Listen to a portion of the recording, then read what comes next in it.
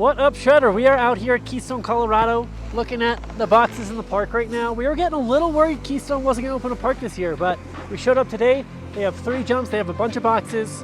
So today, we're going to talk about 5 easy tricks to do on a beginner snowboard box that you can go out there and try this weekend. Let's get it.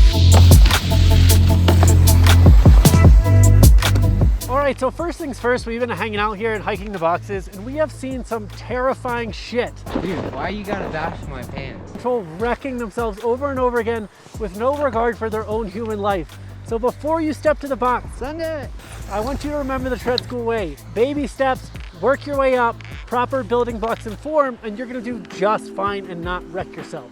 Okay, so first things first, when we're coming up to a box like this, we wanna think about our approach. That means how we're turning into the box and our speed, how fast we're going hitting that box.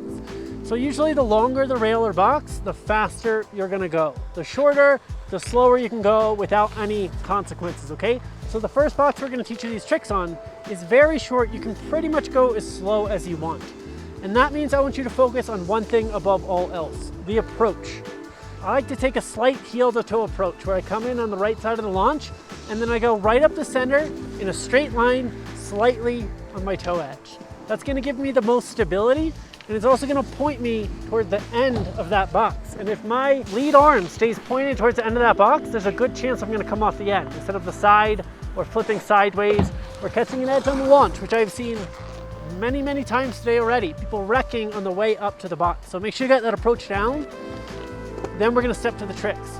Trick number 1 is the 50-50. This is when you just see people riding over a box, okay?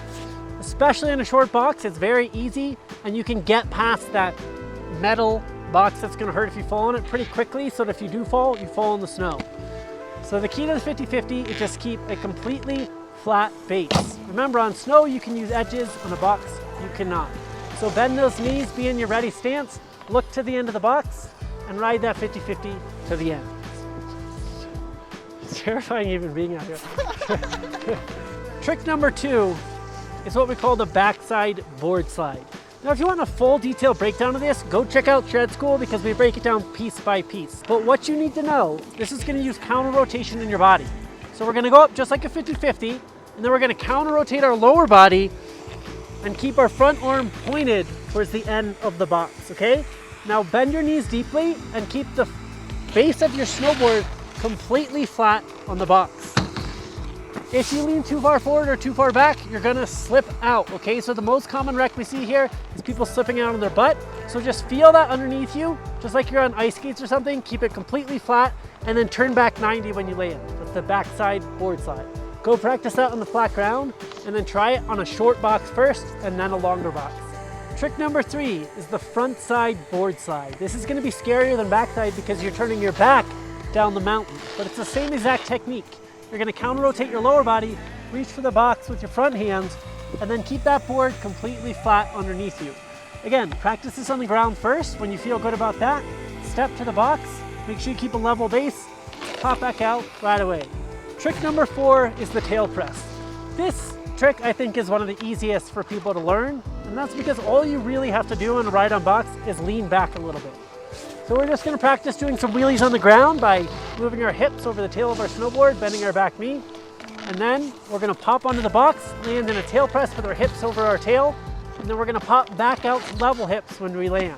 So again, let's move the hips back to center. And that is the tail press. And finally, we have the nose press. This is probably the most difficult out of all these tricks because you have to lean forward down the hill.